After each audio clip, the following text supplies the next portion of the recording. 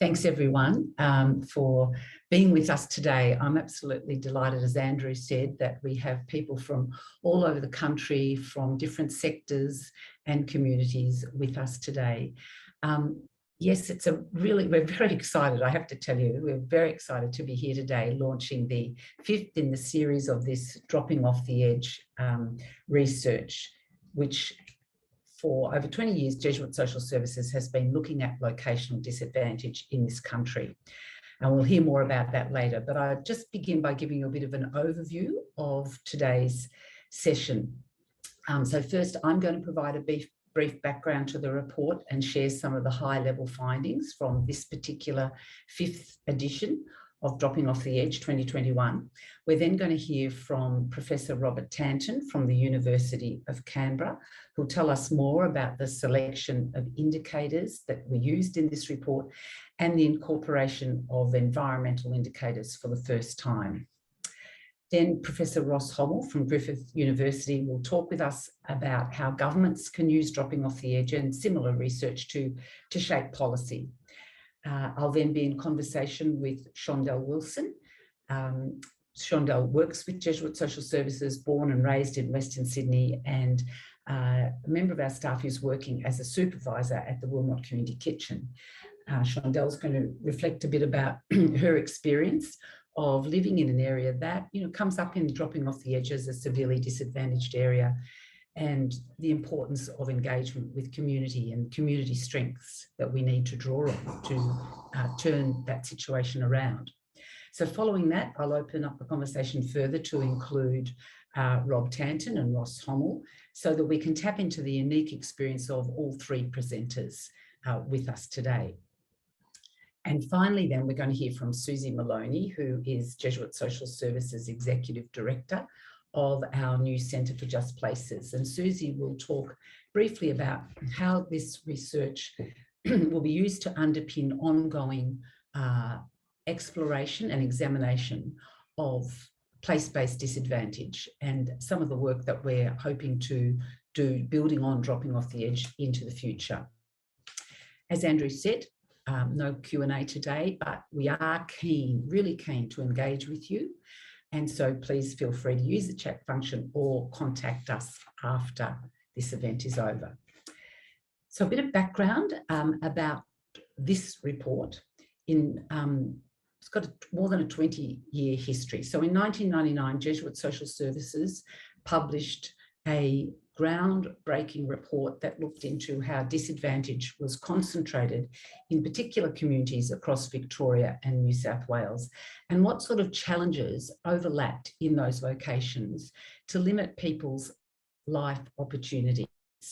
That first report was called Unequal in Life, and as I'm sure we all know, it was undertaken, the research was undertaken by Professor Tony Vinson.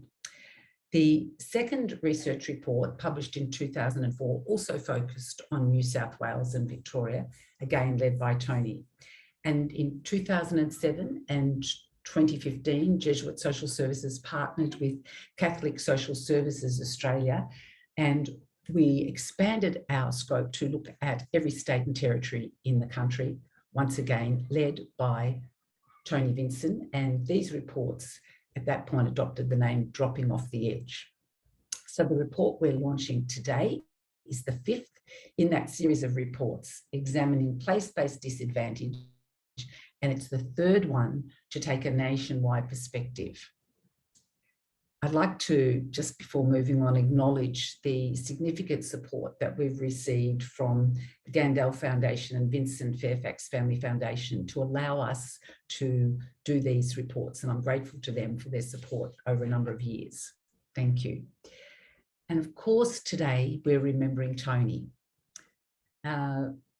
Most of you, I'm sure, know that Tony died. Tony Vinson died in 2017. A great friend and colleague of Jesuit Social Services, and we miss him. He's generous, intelligent, passionate, wise, diligent, hard work for decades, put at the service of social justice.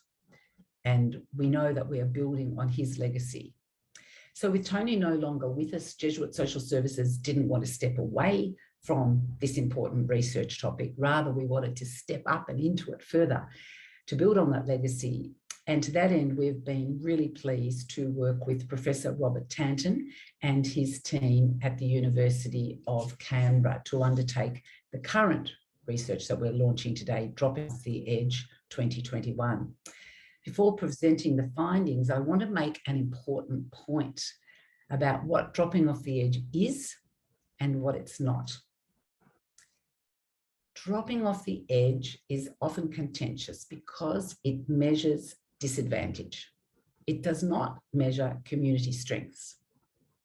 That offends some people, and I get that.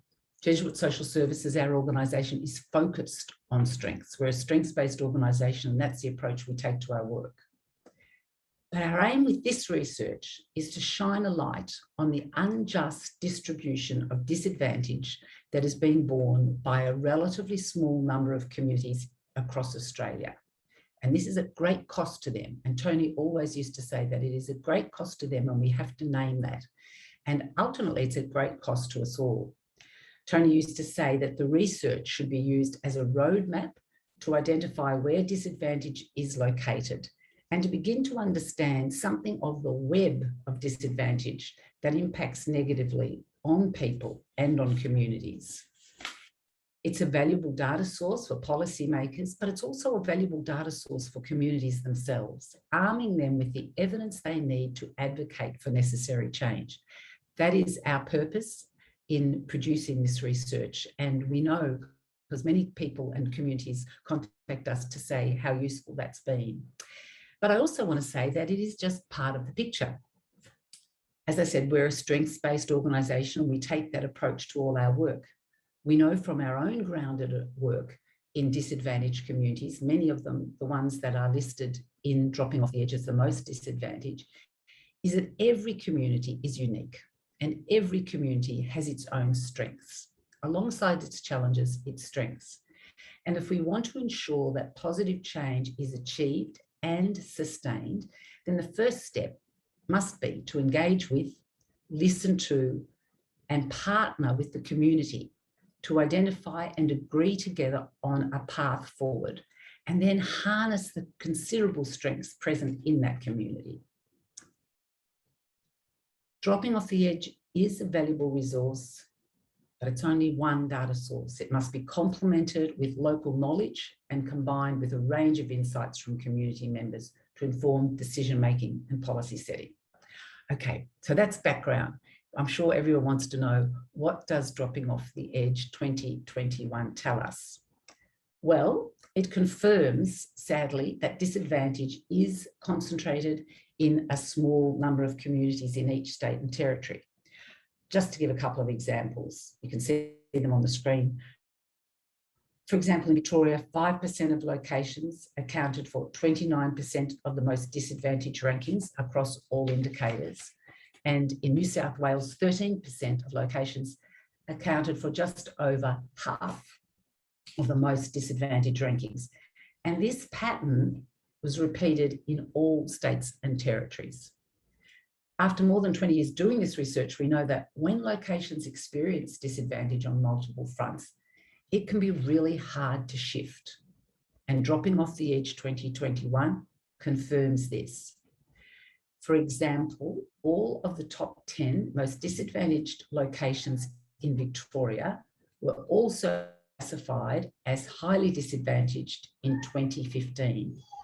9 of the top 10 in New South Wales, 8 of the top 10 in Queensland, and 19 of the top 20 in South Australia were all classified as highly disadvantaged in 2015. And I make the point that because we've been doing this for so long, many of those were also ranking as highly disadvantaged in earlier reports. When looking at where disadvantage is located, it becomes evident that in general, disadvantage is experienced in regional and remote areas. All of the top 10 most disadvantaged locations in the Northern Territory are outside Darwin, despite only 1/3 of all SA2 locations being outside the city. This trend is repeated to varying degrees in most states. particularly New South Wales, Western Australia and Queensland.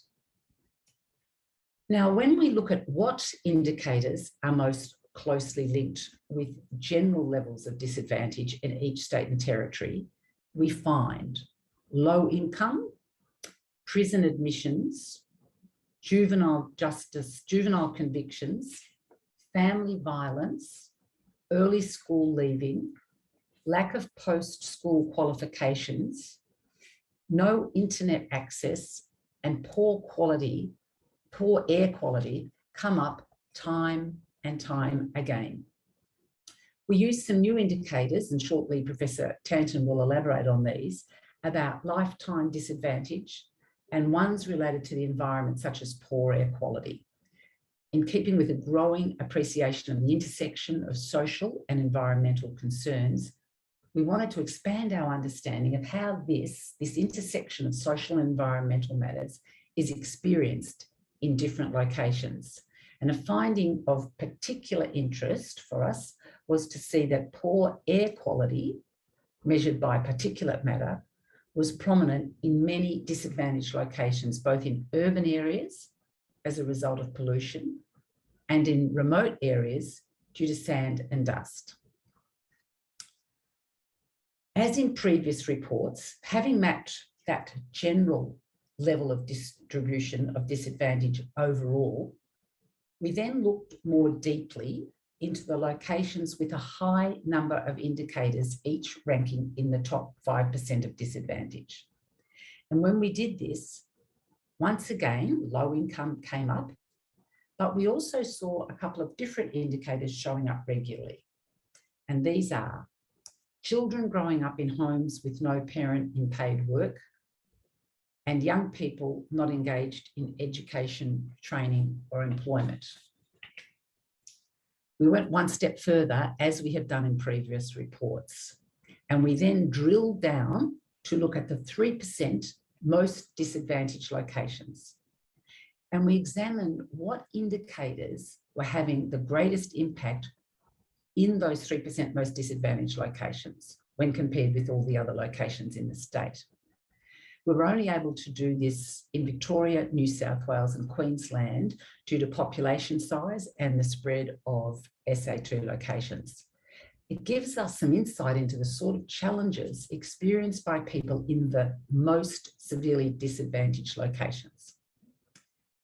So, looking at the 3% most disadvantaged locations and comparing them with the rest of the state, we found that prison admissions, juvenile convictions, long-term unemployment, households with no parent in paid work, and public housing were highly overrepresented.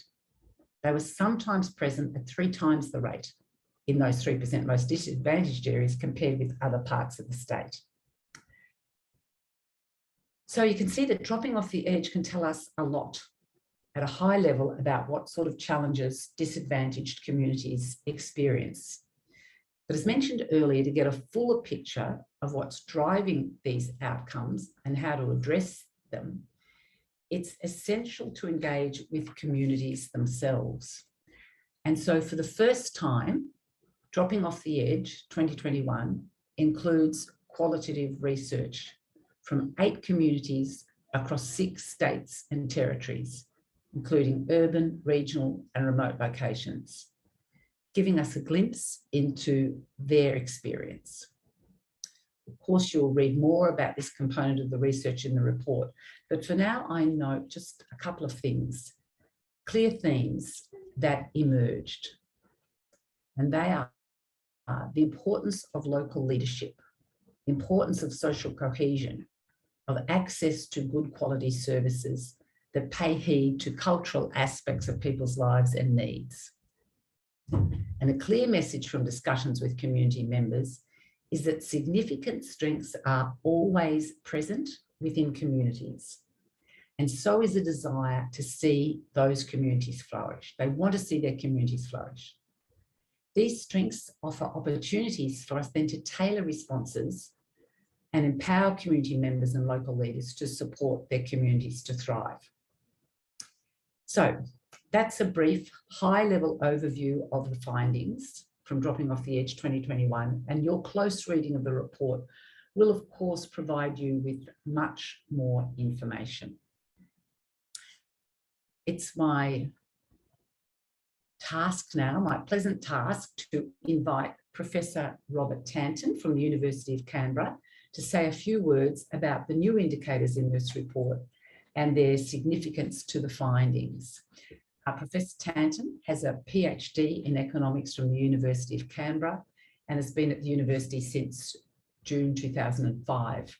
Prior to working at the University of Canberra, he was in the Commonwealth Public Service, working at the Department of Finance, the Commonwealth Grants Commission and the Australian Bureau of Statistics. He led the team at the ABS calculating the 2001 CEFA index, the socio-economic index for areas that we're all very familiar with. Robert's main interest is developing statistical models to help identify wellbeing in communities and to contribute to developing policies that most assist disadvantaged people and communities thrive. Thanks, Robert. Over to you. Thanks very much, Julie. So, Dropping Off the Edge reports have always had fond memories for me. And I remember the CD-ROM in the 2007 report, back when computers had CD-ROM drives, and loading the maps and indicators onto my computer. Since then, I've worked on a number of indexes of social exclusion at the University of Canberra. And Tony's work with Dropping Off the Edge was really formative in expanding our indexes beyond just using census data. And I still remember doing work in the Murray-Darling Basin in 2010 when I was at the university, and someone saying to me, look, we want to have a complex measure of disadvantage. We want you to use that complex measure of disadvantage. And so if you can use Tony Vinson's work with the Jesuit Social Services. So again, I was loading up those indicators and loading up the spreadsheets and using those in this work we did with the Murray-Darling Basin Authority. So I was really honoured to have the opportunity to work on this with the 2021 index. And so there's a number of reports these days that take what we call a place-based approach to research. But Dropping Off the Edge remains unique and important for the way it considers a wide range of data. And so going from that census data to way beyond that census data, administrative data, we get data from each state. But we also create an index of disadvantage and then look at the impact of each indicator within the index on every single location across the country. And that essentially means that we can do that complex analysis that Julie was showing there with each of those indicators, which is a really powerful thing that Dropping Off the Edge can do. There's a significant work that goes into collecting data on prison admissions, for juvenile convictions, family violence, and child maltreatment. And that comes from numerous state and territory governments across the countries. So we'd like to acknowledge also their contribution to this report through those indicators. To my knowledge, Dropping Off the Edge is the only report that goes to such lengths. And again, I'd like to take the opportunity to acknowledge and thank the government departments for their willingness to supply the data for this report. As Julie mentioned earlier, we took a fresh look at the previous 22 indicators used in the Dropping Off the Edge reports in 2015 and previously. And we conducted a literature review. So we really sort of started at that base level with this report to confirm the importance of each of the indicators, but also to test for any new indicators that we should be including in the 2021 report. And there's a lot of discussion early on about what sort of indicators we should be including in there. And so we have expanded that list of indicators we've got quite considerably. In particular, for this report, we wanted to include environment indicators and indicators of intergenerational disadvantage. And we're keen to look for some sort of measure of cohesion or resilience in a community. Unfortunately, after a lot of searching, we were really unable to find data on resilience and cohesion in communities that were recorded consistently at a community level in each state and territory. I should note there is some work going on in this space, including work by me and colleagues, which are developing indexes, but often in the form that they're often indexes rather than an indicator. And we couldn't include an index within an already index that we've got. And so this is something that we're going to be looking at developing over the next few years. We were more successful with getting indicators of environment and intergenerational disadvantage. This included finding data on teen pregnancy, children in homes with no parent in paid work in terms of the intergenerational disadvantage. And in terms of the environmental indicators, we've got heat stress, air quality, green canopy, and access to nature reserves. And it turned out that for many of these, they did show up as being closely related to disadvantage. And Julie has already mentioned the air quality one, which did turn up. And so poor air quality, which we measured by particulate matter, was closely related to disadvantage, especially in New South Wales, Queensland, South Australia, and Western Australia. Green canopy coverage was also an important contributor to the index in all states. And what we call heat stress, which is number of days over 38 degrees, which we collected from Bureau of Meteorology, was important in all but 2 states. And so we tended to find those environmental indicators came in as quite strong in the 2021 report. The indicators that we included on intergenerational disadvantage, so teen pregnancy and children with no parent in paid work, were also important contributors to the index in every state and territory. When we looked at the 3% most disadvantaged areas in Victoria, New South Wales and Queensland, which are the 3 states where we could look at the bottom 3%, we found that children growing up in a home with no parent in paid work was one of the most overrepresented challenges. And this indicator came up in between 2 and 3 times the rate compared to elsewhere in those states, in those 3%. So the new indicators were very important to the research. But one of the interesting things that we found was that they didn't really change which locations continued to show up as being disadvantaged. And so as Julie mentioned, most disadvantaged locations in 2015 generally remained the most disadvantaged locations in 2021. And so adding these indicators actually really sort of broadened our understanding of the diversity of challenges rather than changing the locations that we were looking at. And so it's really sort of focusing on that importance of that place-based response rather than a single issue response. And that's one of the main things coming out of this report is that, you know, when we focus on the place-based response, there is a number of indicators which are showing up in this report that can be really important. So I'd like to acknowledge Tony Vinson's leadership in starting this report with Jesuit Social Services. And in Tony's work, he was always trying to make a difference. And I've enjoyed working with Jesuit Social Services in this report. And I would encourage everyone to use the index, the indicators, and the online maps that are going to be coming with this work to help to make a difference in your communities. Thank you.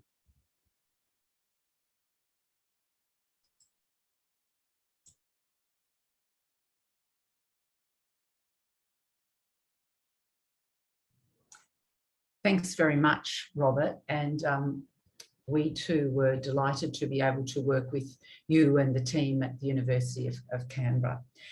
Very interesting about what you said about the environmental indicators not showing up new places, but more expanding our understanding of where disadvantage is already located through our understanding of the social indicators. Very interesting. So now it's my pleasure to ask Professor Ross Hommel to say a few words about how dropping off the edge can be used by policymakers to inform decisions and to drive action. Ross has been very busy. Last night he delivered the Fitzgerald Lecture in Brisbane, focusing on youth crime and system reform, two subjects very close to our heart at Jesuit Social Services. Ross has been Foundation Professor of Criminology and Criminal Justice at Griffith University since 1992, and he worked closely with Professor Tony Vincent between 1972 and 1976 at the New South Wales Bureau of Crime Statistics and Research, BOXA, when Tony was establishing this wonderful new organisation, which we have drawn on so many times, and it's wonderful that the leadership it's shown in that space. Ross is a highly cited social scientist. I had to check my notes here when I saw that he's published approximately 250 books and has won many awards for his research and prevention of crime, violence and injuries, and the promotion of positive development of wellbeing for children and young people in socially disadvantaged communities. Thanks, Ross, for joining us today and for your support of this work throughout the course of the research. Over to you.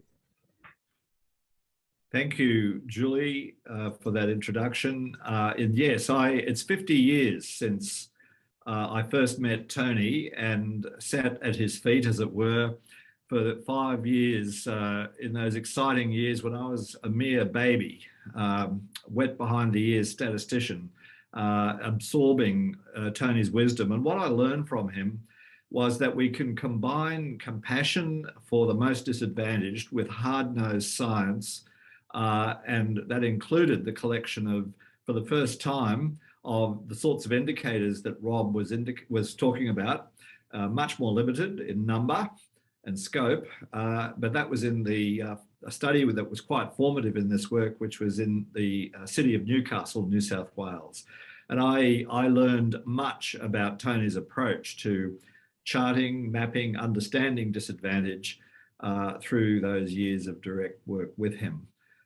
So I count it as a great privilege to have been able to do that. And since that time, since my time with Tony at the Bureau finished in 1976, I kept closely in touch with him right through to the years of his death in 2017.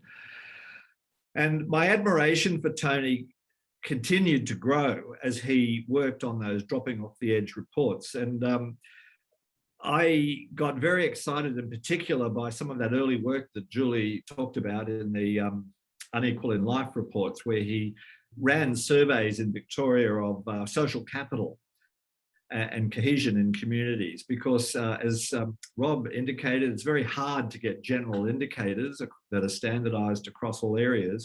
But I just want to underline the importance of that enterprise, Rob, and the importance of still searching for useful indicators of that area of social cohesion, because work I've done since with other colleagues, including Professor Rebecca Wicks from Monash University, shows that if you can improve social cohesion in a community at the community level, as perceived by residents, you actually reduce official rates of violence, assaults, as reported to the police. So this is quite remarkable, and it's a rigorous analysis.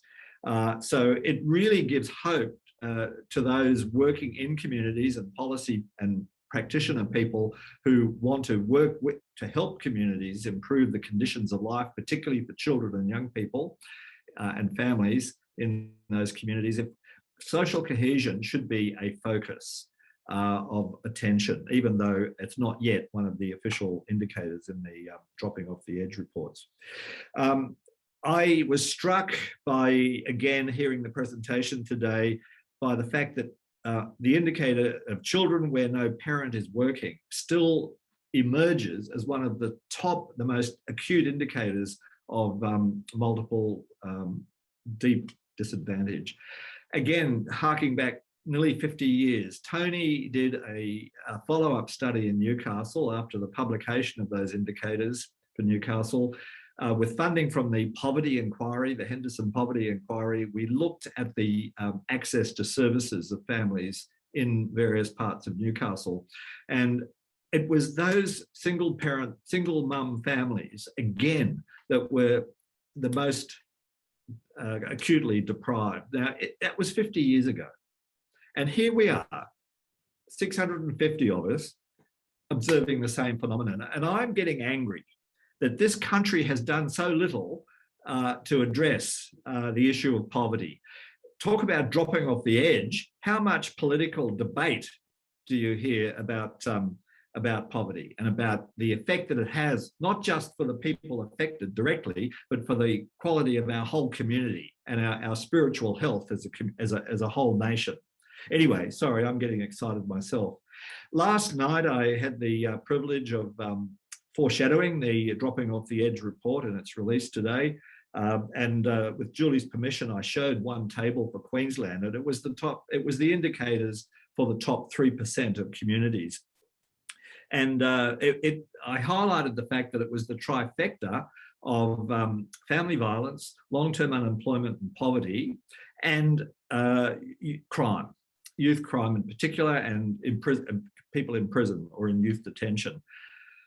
Because what the context of my lecture last night was the seemingly intractable problem of youth crime and the highly punitive responses that governments almost are forced into adopting. In the case of Queensland, it's the tightening up of the bail laws, and there's now a limited there are fewer rights for young people to be released on bail. So you get more and more kids in detention.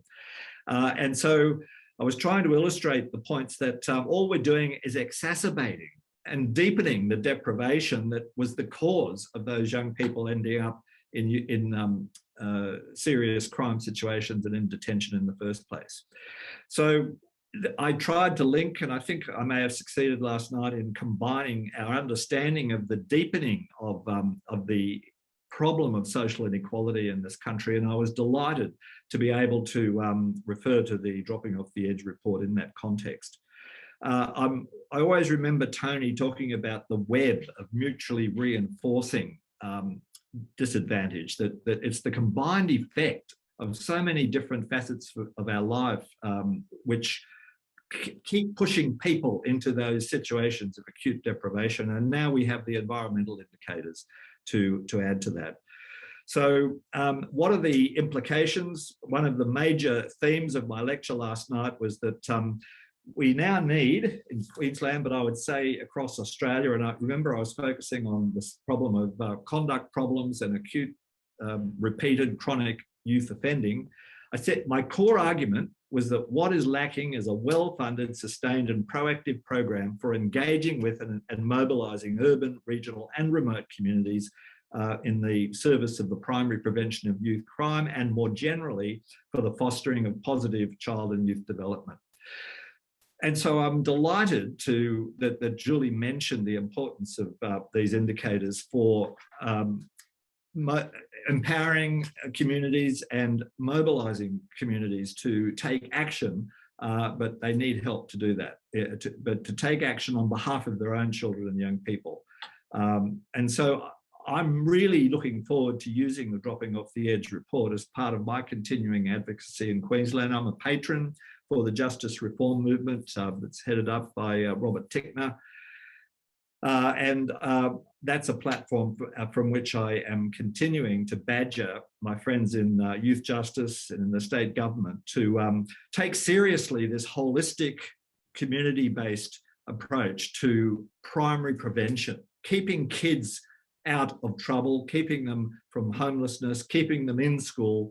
It's the primary prevention message that we've now got to push with our governments, because we'll never reform our way out of the problem of youth crime. There'll be a continuing supply of young people ending up in the youth justice system without the kind of proactive, on the ground work that's informed by good science and good data, but is done in a respectful model through co-creation with local people. Now, at this point, I had better stop because I suspect I've gone way over time.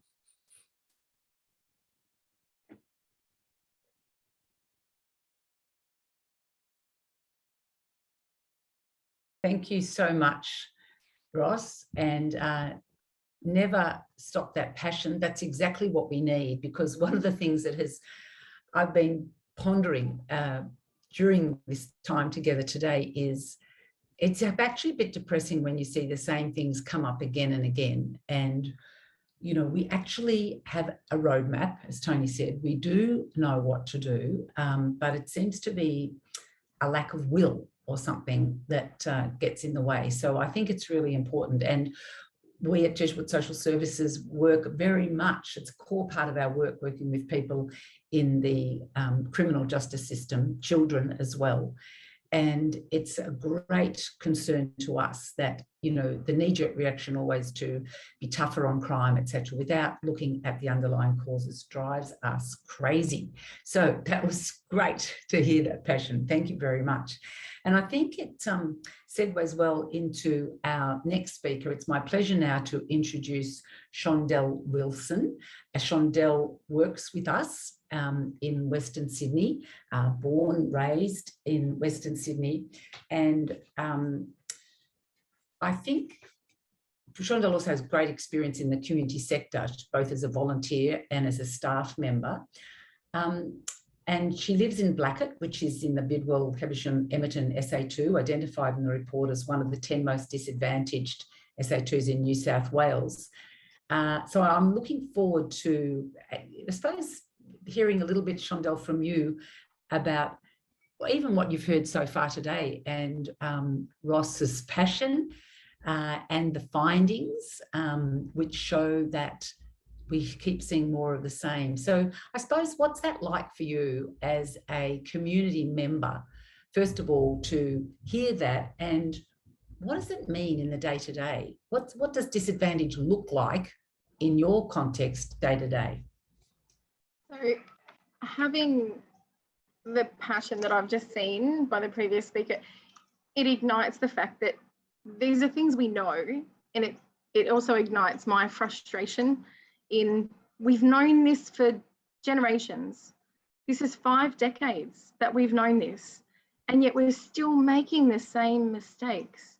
We're still throwing money at things, and, you know, having band-aid situations where we're not actually repairing the problem. We're just sticking a band-aid on it and just popping it in the corner and going, there. It doesn't fix, you know, the integral problem that is disadvantage, especially in our area, where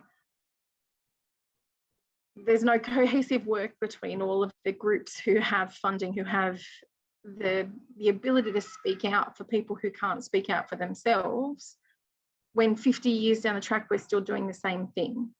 So for me, that ignites a massive frustration. Yeah. And Shondell, how do you see that then? What does it look like in terms of limiting people's life opportunities? How does it play out? What do you see?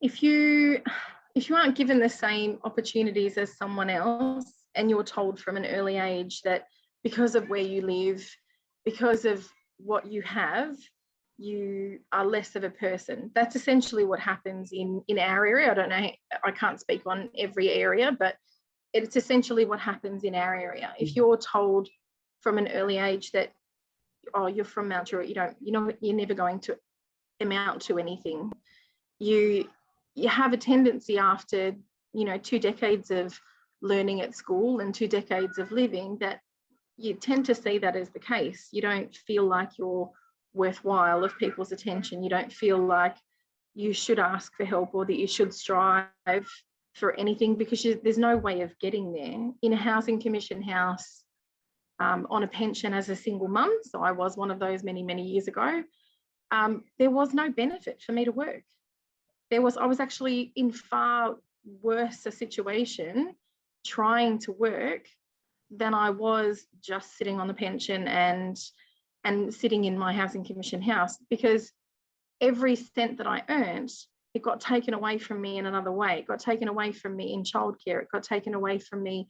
My rent went up, my pension went down. There's so much where there's no encouragement to want to try and get any further than you are, because that's downtrodden wise, that's where you should be, and you're on a pension and that's all you're worth. So there's a lot of personal upset that sort of works within your mind and your body that then turns into health issues, that then turns into a lack of a lack of mental understanding of what's going on around you and just trying to limp on in survival mode, because that's all you can do.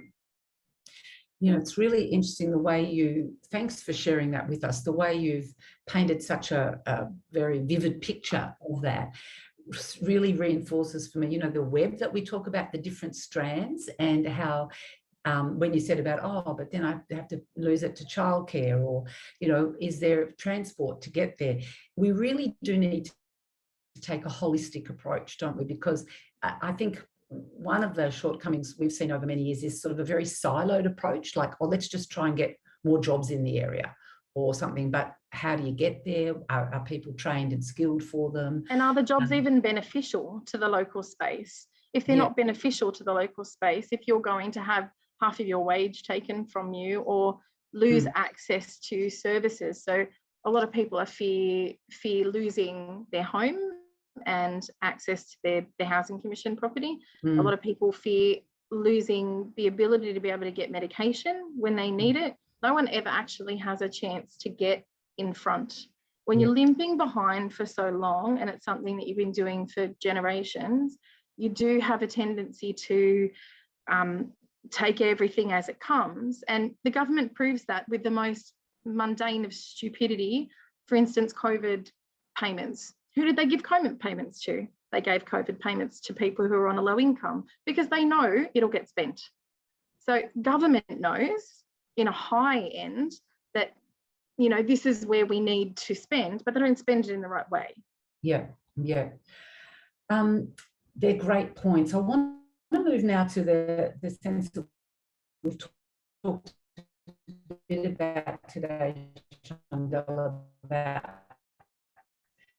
community strengths. As you know, you work with social services, disadvantage. So I suppose I'd love to know any reflection you had on that, but also just what you see perhaps as the strengths in the particular community you work in, and the importance of harnessing. So the community, that people, so that web that you've just spoken about, the web in a community like this it's beautiful. It's this bright tapestry of amazing people from different backgrounds who are happy to sort of get in and help each other when times are tough. You know that the neighbour next door who's moved in, you're happy to give them, you know, anything that they need. That's what I find the most amazing thing about living in this community, is everyone has a similar experience or a similar background, and there's always a way to tie into each other so that you've got common ground and you can work with that. It's such a beautiful way to describe that. You've a very vivid image of that, and that's so it's interesting that there's this web of disadvantage, but there's also this other web that exists, and it's almost like we in our interventions, etc., we don't really focus on that positive side that we could really tap into. And therefore we just missed opportunities, I suppose. Absolutely. Just before we bring in Rob and Ross into our conversation, you know, I suppose, is there anything, you know, it's putting you on the spot a bit, but that you think, oh, if this happened or that happened, you know, one or two key things, even in your own community, that would improve? It might be around the nature of the services, or it might be, I don't know, anything that you think would improve the lot of your own community if they were to happen. A couple of, you're given a magic wand, a couple of things you'd like to see happen. So definitely access to holistic services. So when I say holistic, I mean, we do have doctors. They are very few and far between, and during COVID it's been quite difficult to access health services. But we've been taught for years and years to take a tablet. We've been marketed to for years to take a tablet. Take a tablet when you've got a headache. There's usually 4 or 5 causes as to why you've got a headache. You're dehydrated, lack of sleep, you've got stress, you've got eye strain. There's a reason. There's always a reason. We've been taught for years and years to just take a tablet. The tablet doesn't fix it. It just masks the pain. So in our situations, access to holistic doctors who understand that there are other reasons. So we have very poor air quality. There's a reason that we have so much asthma. There's a reason that our hospital's full of kids who are suffering with breathing problems. Without fixing any of that, and without having a doctor who isn't just happy to give you a tablet every time, then, you know, that perpetuates the misunderstanding that we need to be on medication, that we need to be, you know, doing lots of stuff. There's so many little things like financial literacy. If we had access to financial literacy counselling as such a broad thing, then that would make lives a little bit better. If we had access to mental health services, so that the stigma wasn't there in asking or seeing someone with a mental health service, or even just having access to mental health services as a broader range, that'd make a huge difference. Yeah. There's so many little things that would work that are quite easy to do that we just don't have access to here. That's a really good point. They're little, but they're all pieces of this web or of this jigsaw that we need to really pull together. And I think you're reinforcing for me, Shondell, one of the key points that we've said over time is that interventions are often siloed. And what we need to do is have this more holistic response and see the person. Tony always used to say too, it's not just a place, it's full of people, of course, with human needs like we all have. So thanks. I want to come back to a couple of things you said, but I'm going to leave it to the panel. I'm going to invite Ross and Rob back in now, and for about 20 minutes we've got an opportunity to have a bit of a chat. But while I've got you there, Shondell, maybe I'll start with you and then go to Rob about the indicators. I'm interested in what you said. Well, there's a reason we've got more asthma. There's a reason for those health concerns. We know that one of these issues about heat stress in Mount Druitt, which also links into then, you know, you've got your air conditioning, which is higher bills, houses haven't been built properly with the right insulation, etc. So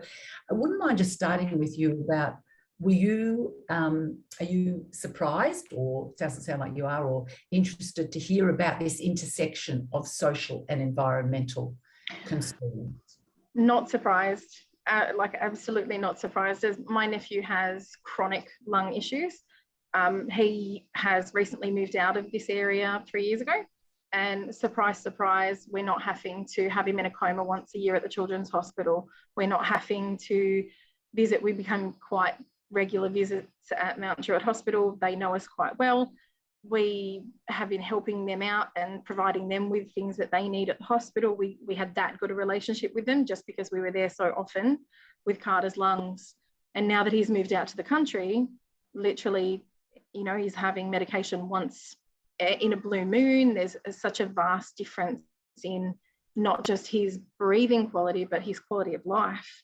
And that sort of spreads on to lots of other different chronic health issues, diabetes, lack of food and healthy food options, and lack of education on how to use them. All of that progresses into long-term health effects, long-term. I'm going to sit here and I'm saying I'm morbidly obese.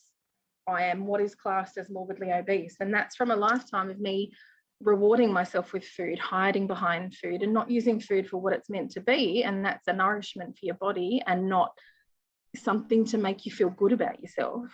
Mm-hmm. Mm.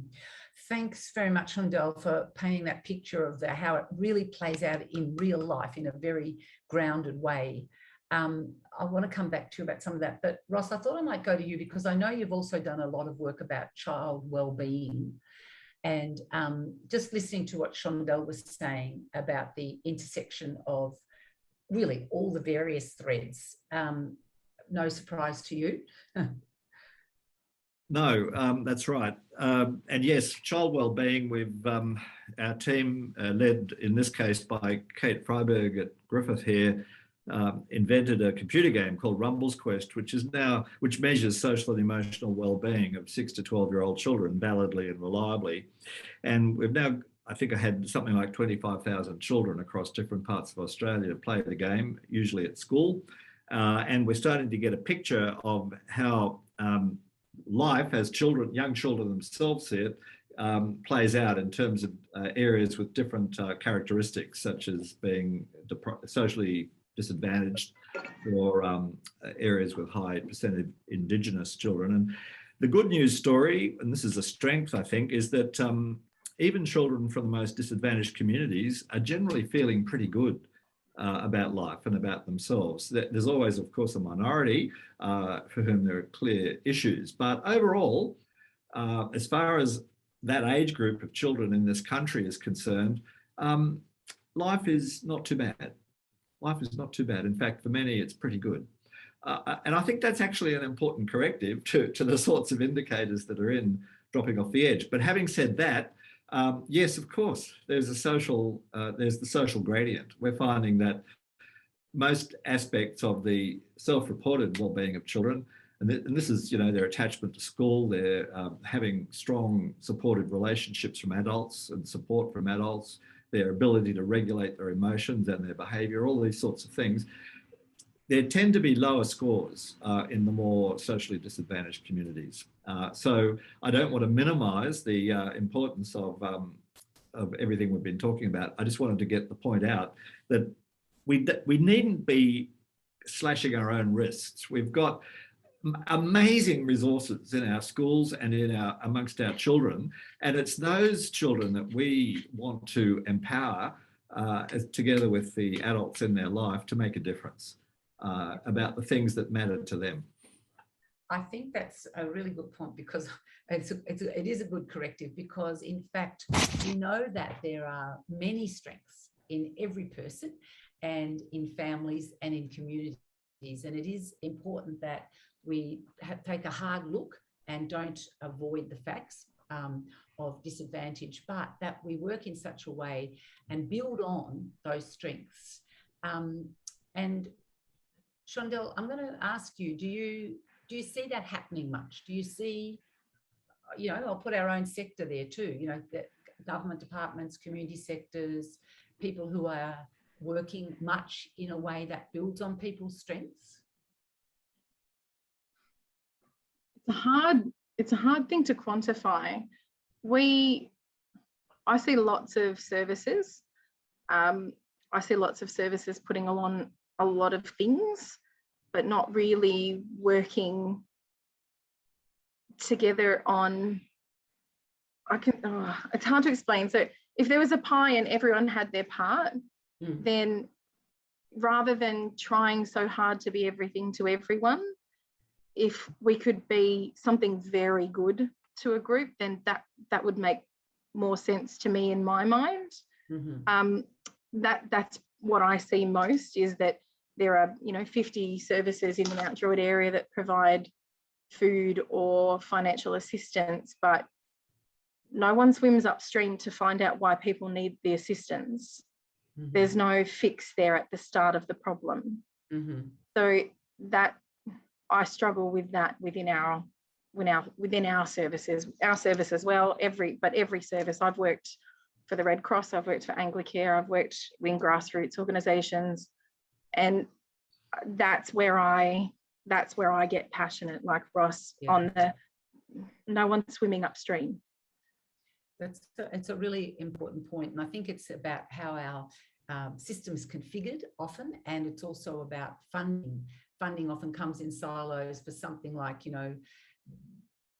heads in beds or, something that way, rather than, as you say, taking a deeper look and going back to prevention. And I think Ross was talking about that earlier, about the need for primary prevention and strengthening. Housing seems to be a massive thing for our area at the moment. We have all these massive housing estates going up. Housing Commission is reducing the amount of properties they have, and they have quite a large land square. So the opportunity to get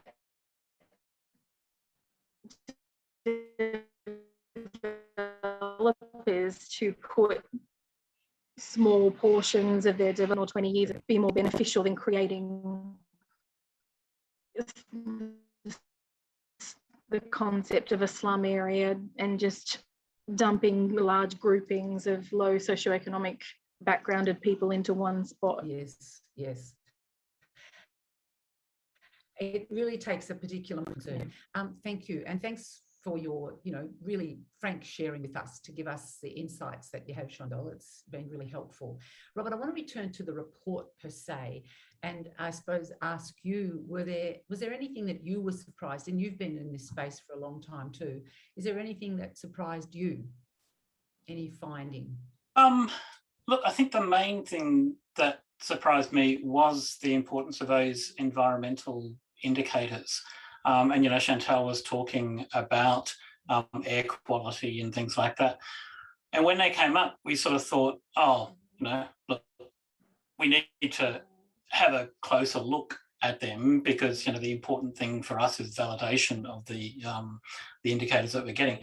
And so when that air quality was coming up, we started to look in detail at where those locations were. And sure enough, when we were looking at where areas of disadvantage were with that air quality indicator, they were disadvantaged areas close to coal-fired power stations in Victoria in particular. They were areas that were close to manufacturing. And so it really was sort of thinking, well, when we talk about that web of disadvantage, and as I said in my presentation, when we go beyond the indicators that we've already got, we're tending to find these new indicators that we're bringing in are actually reinforcing and increasing the size of that web of disadvantage. And it really then sort of speaks to, well, when we're looking at solutions, they need to be multifaceted solutions. We need to be thinking a lot broader than just sort of thinking, well, income is going to fix everything here. We need to be thinking a lot broader than that. And so I think that's one of the things that sort of came out for me was the environmental indicators, but also that thinking of, look, let's go beyond the indexes and start to think about what is it in terms of the indicators that's driving the disadvantage in these communities, and really start to think about, well, what sort of things can we do to feed into that web of disadvantage and to try to really do things in those communities.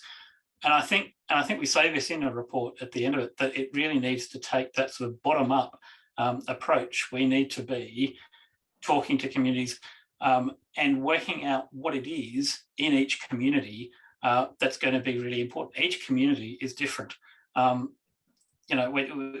you've been to one community, you've been to one community. You haven't been to every community in the area.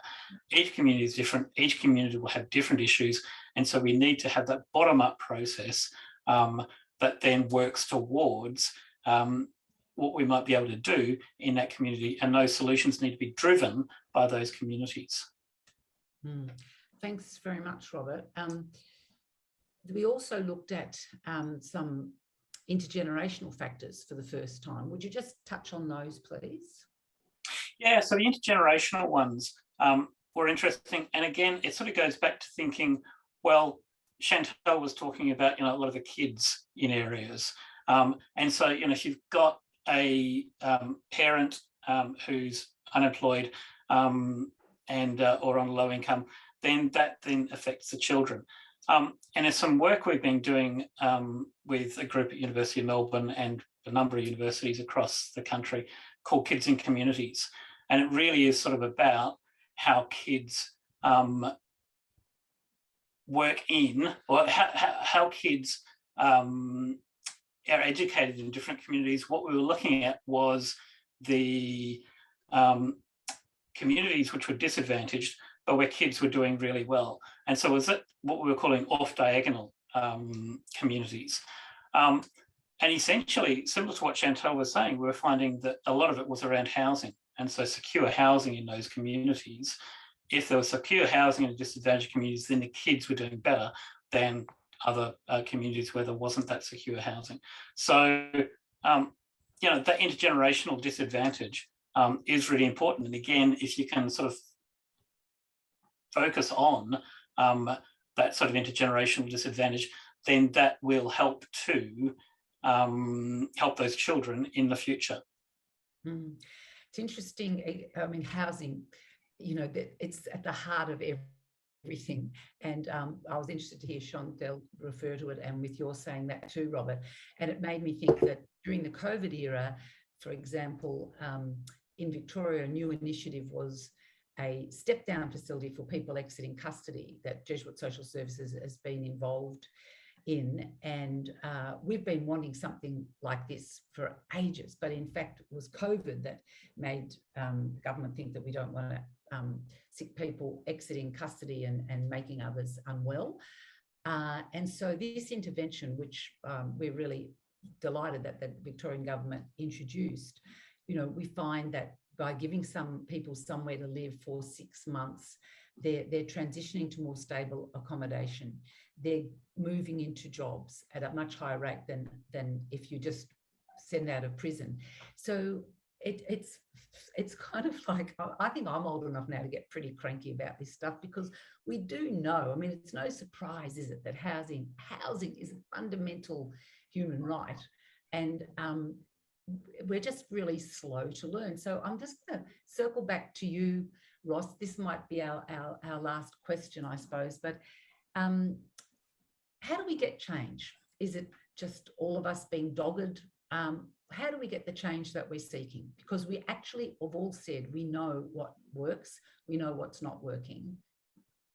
How do we get change? It's a terrible question. Okay, what I've been thinking is that we, 650 people, have to get much more political. I think it's scandalous that, as I said in my opening remarks, that the problems of concentrated disadvantage, poverty, whatever you want to call it, never figures in federal election debates. Why? Where's the constituency? Where's the lobby group? Now, there are, of course, lobby groups who like ACOS, who valiantly try to fly this flag, but they can't do it all on their own. I think thinking of Rob's comment about the interconnectedness of these indicators. Did you mention, I think, Victoria, living next to the coal-fired power stations in the Latrobe Valley? I mean, your air quality is terrible and people are dying of asthma and so on. We have a coal-loving Prime Minister. He hugs it and kisses it. You know, we can't disconnect the debates about climate change policy from what we're on about today in this webinar. So we really need to get political. We need to do that probably in a number of ways. There are many groups and constituencies represented today, and there'll be similar numbers who read the much wider readership of the report itself. I hope this anger and this passion gets mobilised so that we can actually support candidates to get elected who believe in this stuff and actually believe in public housing, who believe in supporting the most deprived, not just because it's a COVID risk. Yes. Including released prisoners. And I was very struck by Chandel's comments earlier. She didn't use this phrase, but I wrote down psychic annihilation, the idea that you're nobody, that you keep getting pushed under, pushed down all the time. Nobody listens to you.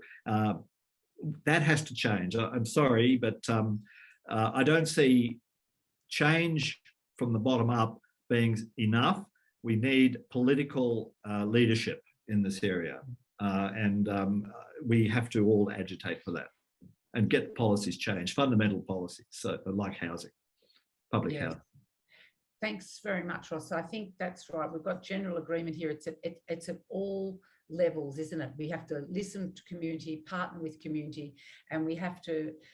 I remember Tony used to sometimes say that one of his concerns, in a way, about place-based approaches is that when the results don't come in, for example, in a positive way, and people will then go, look, what was the point? We just spent all that money on that place. And he'd say, and remind us that many of the levers for change are outside of the scope of the people in the community.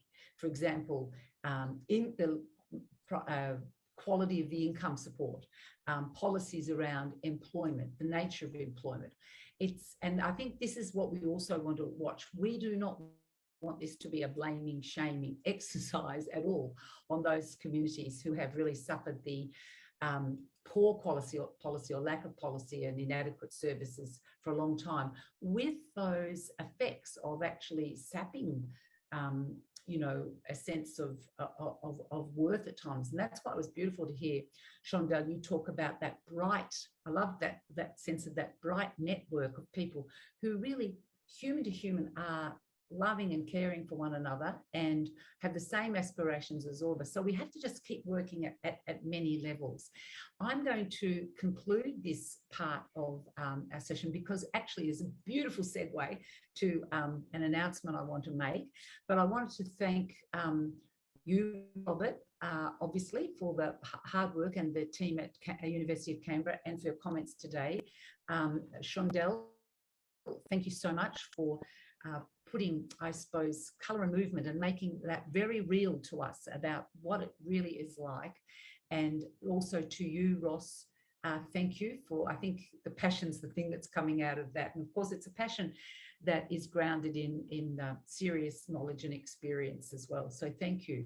So what I have a great pleasure in doing now is that, in keeping with Dropping Off the Edge's focus and the important theme of addressing place-based disadvantage, I'm now going to introduce a significant initiative established by Jesuit Social Services earlier this year.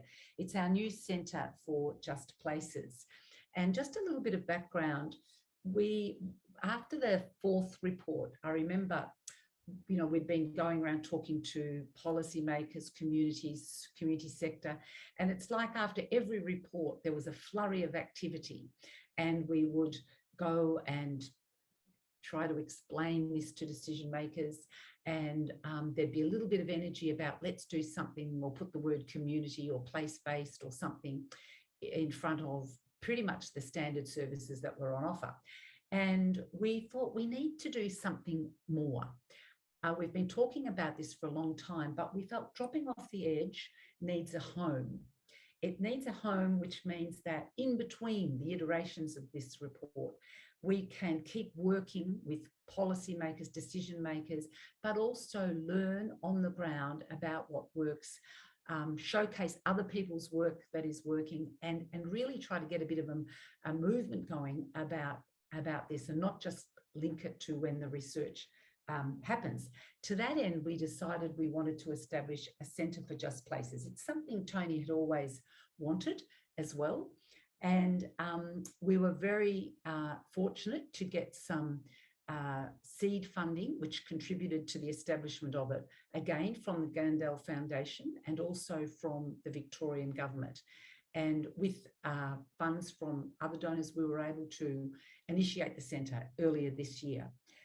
So today, it's been going since about February, but I'm delighted not only today, therefore, to be launching Dropping Off the Edge, but also to publicly launch our Centre for Just Places, which will provide leadership at a national level to enable and support place-based approaches. And it'll do this through undertaking research and advocacy around place-based inequities and injustice, by addressing the root causes, going back to Shondell's point, of social, economic and environmental inequity and injustice, by promoting, and I really think this is important, that this report looked at the intersection of social and environmental indicators, and that we will be promoting social and ecological justice, and promoting that as part of the way we need to approach our work in research and in communities.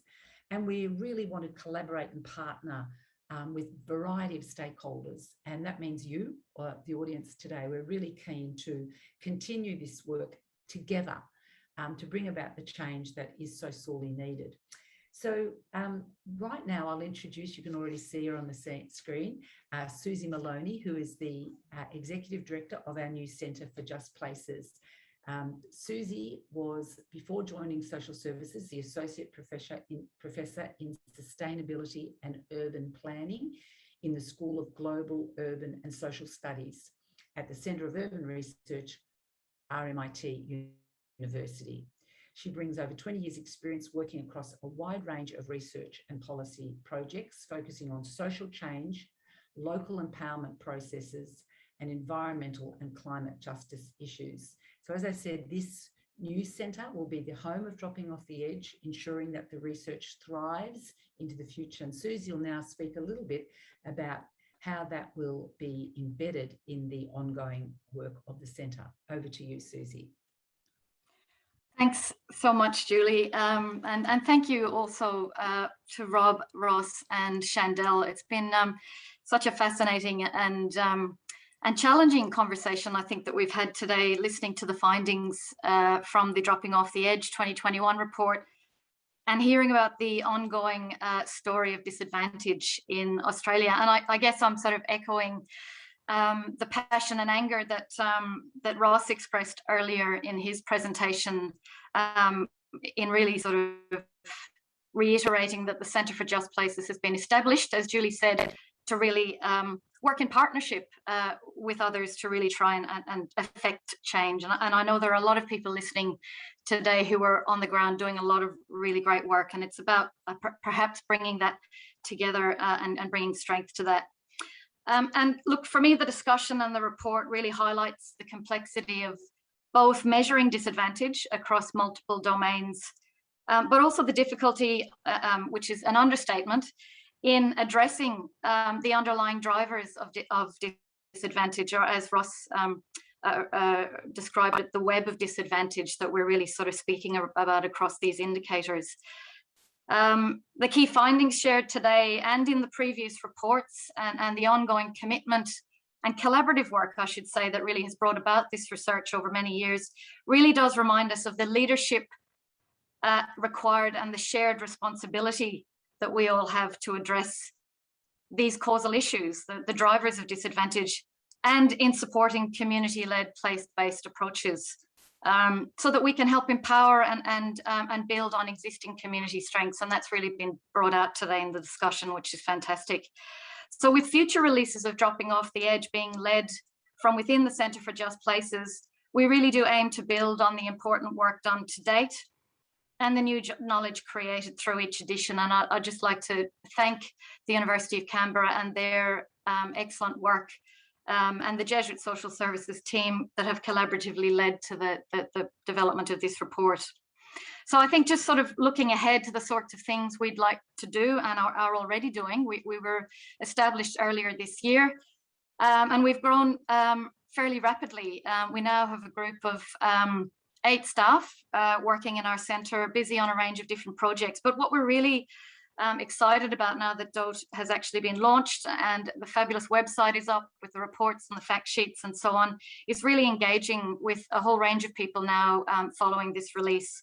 And we really do see great potential in being able to unpack the existing data still further, including going deeper, doing sort of deeper dives to better understand the nuances and the changes occurring in particular places and across regions around the country, drawing on other sets of data and also crucially engaging with those communities and those who are seeking to affect change at all levels. We're really interested in examining and drawing on existing indicators of community strengths, and looking at co-designing new measures of resilience and social cohesion that Rob and Ross really highlighted were so important. And also measures of ecological justice, which is a really key part of what we'd like to be doing in the coming years. And again, this work needs to be done collaboratively to engage with local knowledge in the development of those measures. Developing indicators also that better engage with and represent the diversity of Aboriginal and Torres Strait Islander experiences, something which is really front of mind in Victoria as we journey towards negotiating a treaty between traditional owners and Aboriginal Victorians and the state government. And overall, we want to really deepen our understanding of the lived experience across a wide range of communities and places. And this is really essential if we're to really address the long-term structural barriers and enable the opportunities required to improve social, economic, environmental health and wellbeing outcomes. And I really just want to acknowledge how wonderful Chandel has been today in really speaking from the heart, not just from her own lived experience, but from her experience working in the community sector and really trying to affect change in a range of different contexts in her working life. So I really want to acknowledge and thank Chandel for that. So look, through dropping off the edge, as well as the work we're already doing at the centre, we really want to support and build on the capabilities and skills of communities, service providers and policymakers, and continue to work in partnership over the long term. This really does require long-term commitment and investment in research, in monitoring and evaluation, and in deepening and continuing the work of dropping off the edge and improving models of place-based policy and practice. And I guess just to mention, since being established earlier this year, we're currently doing a range of different projects and initiatives, partnering with local government, state governments, community sector organizations, health organizations, and a growing area that we're seeing right now is engagement around climate resilience and the intersection of health and well-being impacts resulting from climate change. And this really is opening up a whole range of issues for organizations on the ground and they're very much in the early days of thinking about these issues and understanding them. So that's a big area of work that we're engaging in at the moment. So we see dropping off the edge as a really critical tool for all levels of government to better understand where holistic services, and again, picking up on Chandel's words here, holistic services that can best be targeted and engagement focused to better meet the areas of greatest need at the local level. And this is really vital to tackle disadvantage.